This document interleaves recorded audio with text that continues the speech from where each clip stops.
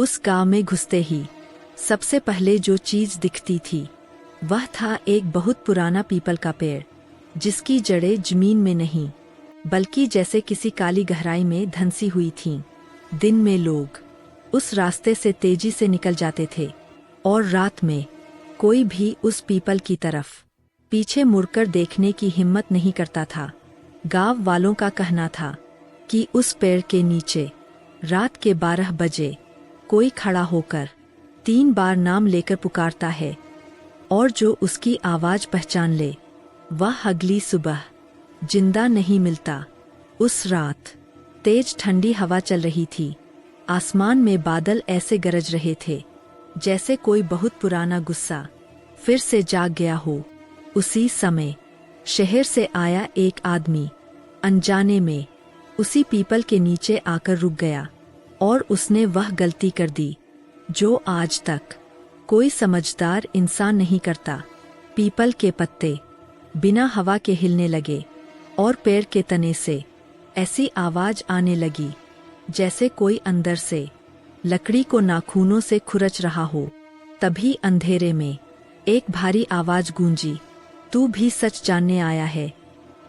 उस आदमी का शरीर ठंड से नहीं बल्कि डर से कांपने लगा, क्योंकि आवाज जमीन से नहीं पीपल के अंदर से आ रही थी। उस आदमी ने जैसे ही पीपल के तने की तरफ डरते डरते एक कदम बढ़ाया, उसकी सांसें अपने आप भारी और टूटी टूटी होने लगीं, मानो हवा नहीं कोई बोझ फेफड़ों में भर रहा हो।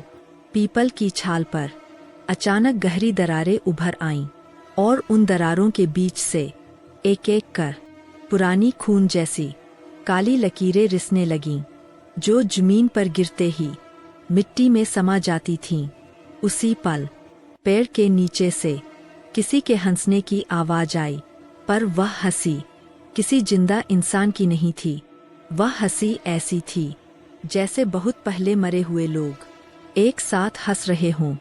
आदमी ने पीछे मुड़कर भागने की कोशिश की, लेकिन उसके पैर जमीन से ऐसे चिपक गए जैसे किसी ने उसे जड़ों से बांध दिया हो, और हर कोशिश के साथ पीपल की जड़ें धीरे धीरे उसके पैरों को जकड़ने लगीं। तभी पेड़ के तने से एक साया बाहर निकला, जिसका चेहरा अधूरा था।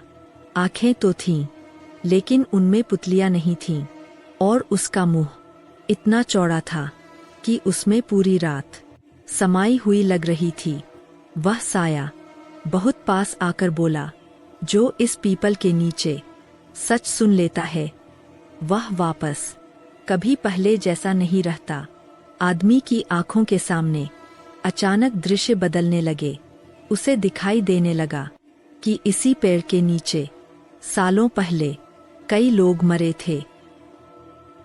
किसी को जिंदा जलाया गया, किसी को बिना गलती के फांसी पर चढ़ाया गया, और उनकी चीखें इस पीपल ने अपने अंदर कैद कर ली थीं। उसके कानों में अब भी वही आवाज गूंज रही थी, अगर सूरज उगने से पहले यहाँ से नहीं गया तो तू भी इस पेड़ का हिस्सा बन जाएगा।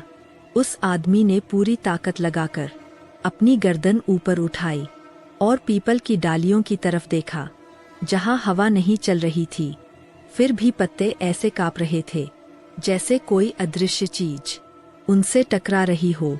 अचानक हर पत्ता एक साथ सरसराया और उस आवाज में हजारों फुसफुसाहटें घुल गईं, मानो सैकड़ों मुंह एक साथ कुछ कहना चाह रहे हों, लेकिन शब्द अधूरे ही दम तोड़ रहे हों।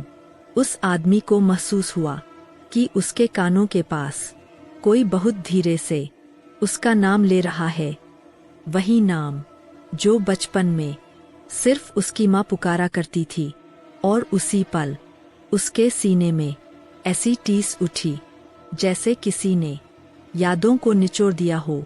पीपल की जड़ें अब जमीन के अंदर नहीं थीं, वे रेंगती हुई उसके शरीर पर चढ़ने लगीं, ठंडी, सख्त और सांस लेती हुई जड़ें, जो हर स्पर्श पर उसकी रगों में सिहरन भर रही थीं। तभी उसी अधूरे चेहरे वाले साए ने बहुत पास आकर कहा, इस पीपल ने हमसे एक कसम ली थी, दर्द की कसम, न्याय की कसम और बदले की कसम। उस आदमी की आंखों के सामने एक और दृश्य खुला। उसने देखा कि गांव वाले रात के अंधेरे में लालटेन लेकर आए थे और बिना सवाल पूछे कई मासूम लोगों को इसी पेड़ से बांध दिया गया था। पीपल ने सब देखा था, हर चीख सुनी थी, हर आंसू गिना था। और जब इंसानों ने इंसान होना छोड़ दिया, तब इस पेड़ ने शाप बनना स्वीकार किया। साया बोला, हर वो इंसान जो डर के बावजूद यहाँ तक आता है, वह या तो सच को बाहर ले जाता है या फिर हमेशा के लिए यही रह जाता है। उस आदमी को अब समझ आ रहा था कि यह सिर्फ पेड़ नहीं है, यह एक जेल है जहां मरी हुई आत्माएं इंसाफ का इंतजार कर रही है। और अगला फैसला अब उसी के हाथ में था। उस आदमी ने धीरे धीरे अपनी आंखें ऊपर उठाईं और पहली बार उस पीपल के पेड़ को ध्यान से देखा, जो बाहर से साधारण लगता था लेकिन अंदर से किसी जिंदा चीज की तरह सांस ले रहा था। पीपल की मोटी डालियां आसमान की तरफ नहीं बल्कि नीचे झुकी हुई थीं, मानो वे किसी को अपने भीतर खींचना चाहती हों। और हर पत्ता ऐसे कांप रहा था जैसे पेड़ कुछ छुपा रहा हो। अचानक हवा रुकी नहीं, लेकिन फिर भी पत्तों की सरसराहट तेज होती चली गई और उस आवाज में ऐसी बेचैनी थी जो सीधे दिल तक उतरती थी, जैसे कोई पुराना दर्द दोबारा जाग उठा हो। उस आदमी को लगा कि पीपल की जड़ें जमीन के नीचे नहीं बल्कि उसकी परछाई के साथ हिल रही है। और जैसे जैसे वह हिलता, परछाई उससे देर से चलती, मानो वह उसकी नहीं किसी और की हो। पीपल के तने पर कई गहरे निशान थे, ऐसे निशान जो समय से नहीं बने थे बल्कि किसी भयानक घटना की चुपचाप गवाही दे रहे थे। और उन निशानों से हल्की हल्की सिसकने जैसी आवाज आ रही थी। उस आदमी का गला सूख गया, क्योंकि अब उसे साफ समझ आ रहा था कि यह पेड़ सिर्फ देखा हुआ नहीं, यह सब कुछ महसूस करता है। और जो भी इसके पास आता है उसके डर को अपनी जड़ों में कैद कर लेता है। तभी पीपल की एक डाल अपने आप थोड़ी सी नीचे झुकी और उस पल अंधेरा और गहरा हो गया, जैसे पेड़ ने उस आदमी को पहचान लिया हो। अब उसके पास भागने का नहीं, सिर्फ यह जानने का रास्ता था कि इस पीपल का श्राप आखिर शुरू कहाँ से हुआ और क्या कोई इससे कभी बच पाया है। रात अब पूरी तरह काली नहीं रही थी, वह अजीब तरह से भारी हो चुकी थी, जैसे अंधेरा हवा में नहीं जमीन पर बैठ गया हो। उस आदमी ने पीपल से नजर हटानी चाहिए, लेकिन उसकी आंखें मानो जकड़ ली गई हों। और उसी पल उसने महसूस किया कि पीपल के नीचे की जमीन हल्की हल्की धड़क रही है, जैसे किसी का दिल मिट्टी के नीचे धड़क रहा हो। अचानक पीपल के तने के पास एक ठंडी सी आवाज गूंजी। वह आवाज न पुरुष की थी न स्त्री की, बल्कि ऐसी थी जैसे कई टूटी हुई आवाजें मिलकर एक शब्द बोल रही हों।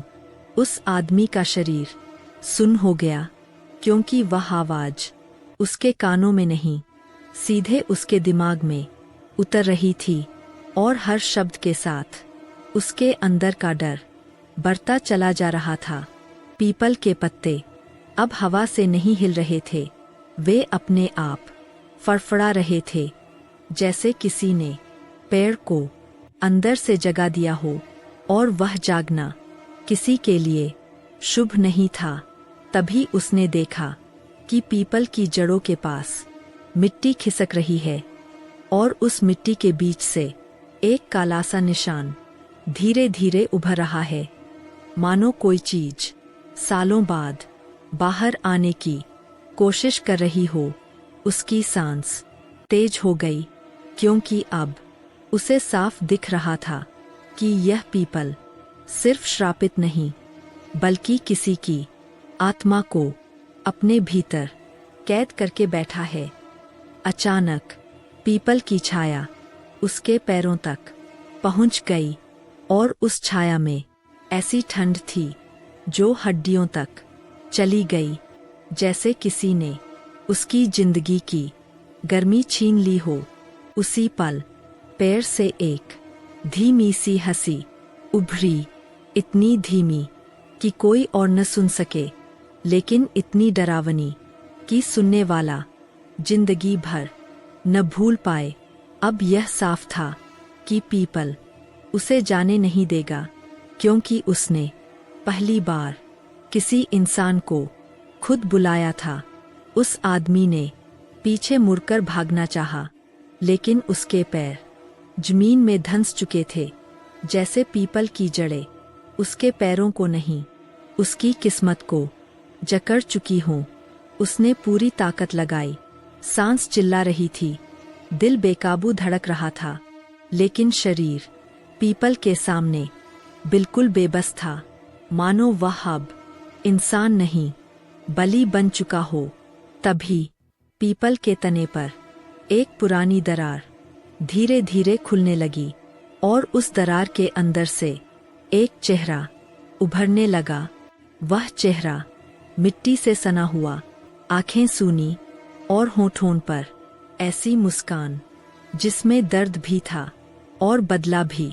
उस आदमी की आवाज गले में ही अटक गई, क्योंकि वह चेहरा उसे पहचानता था, और वही चेहरा बरसों पहले गांव से लापता हो गया था, जिसका नाम आज तक कोई जोर से नहीं लेता था।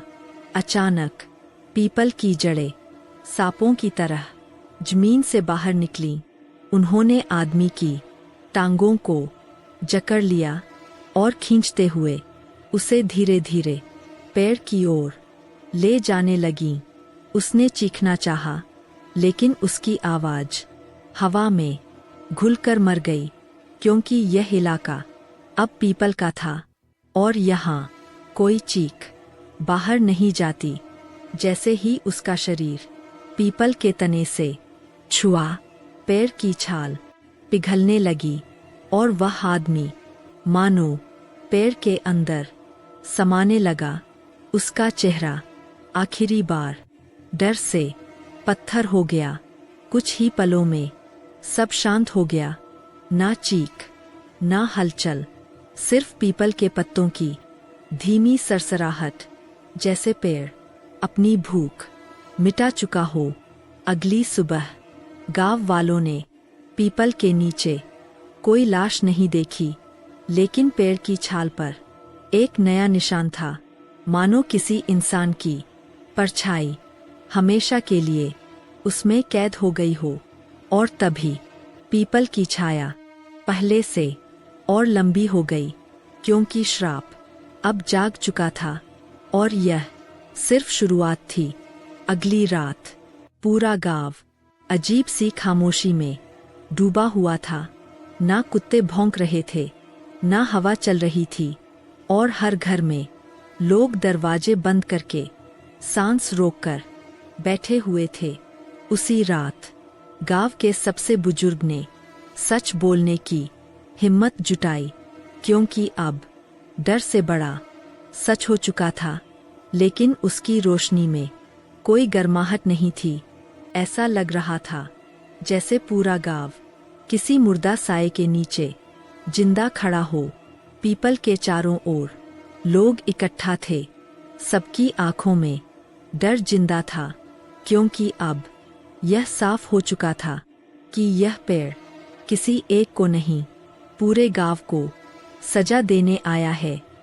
तभी आसमान अचानक काला पड़ गया, तेज हवा चली, और पीपल की हर शाखा ऐसे हिलने लगी जैसे कोई अदृश्य ताकत उसे जगा रही हो।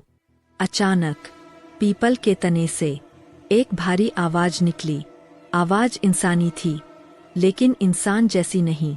उस आवाज ने कहा, सच दबाया गया था, इंसाफ मारा गया था। अब या तो पूरा सच सामने आएगा या पूरा गांव मेरे साथ दफन होगा। डर से लोगों के पांव कांप रहे थे।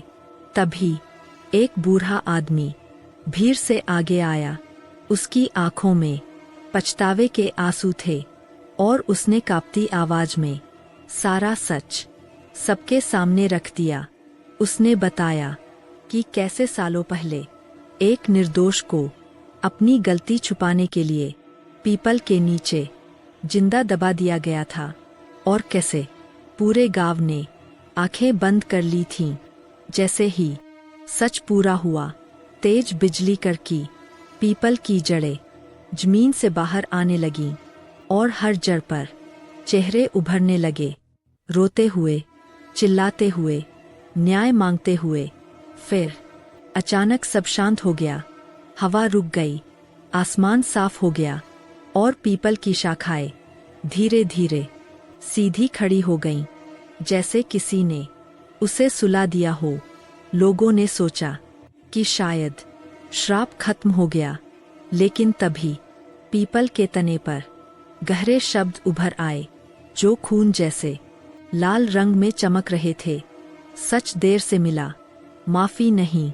उसी पल गांव के 3 घर अपने आप ढह गए और वही लोग हमेशा के लिए गायब हो गए, जो उस दिन सबसे ज्यादा चुप रहे थे।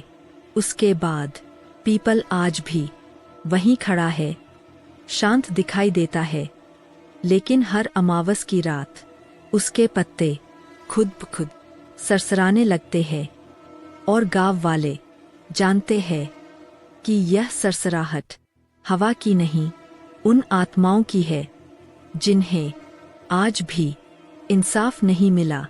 आज भी जो मुसाफिर रात में उस पीपल के नीचे रुक जाता है, वह सुबह कभी नहीं मिलता और पीपल एक नई परछाई अपने तने पर जोड़ लेता है। कहते हैं, डर से भागा जा सकता है, लेकिन सच से नहीं।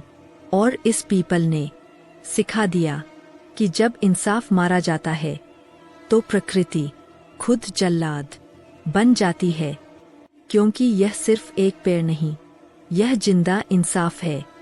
अगर यह कहानी आपको जरा सी भी डरावनी लगी हो, तो एक लाइक जरूर करें। ऐसी ही रहस्यमय कहानियों के लिए चैनल को सब्सक्राइब करें और कमेंट में लिखिए, आप इस पीपल के नीचे रुकने की हिम्मत करते या नहीं।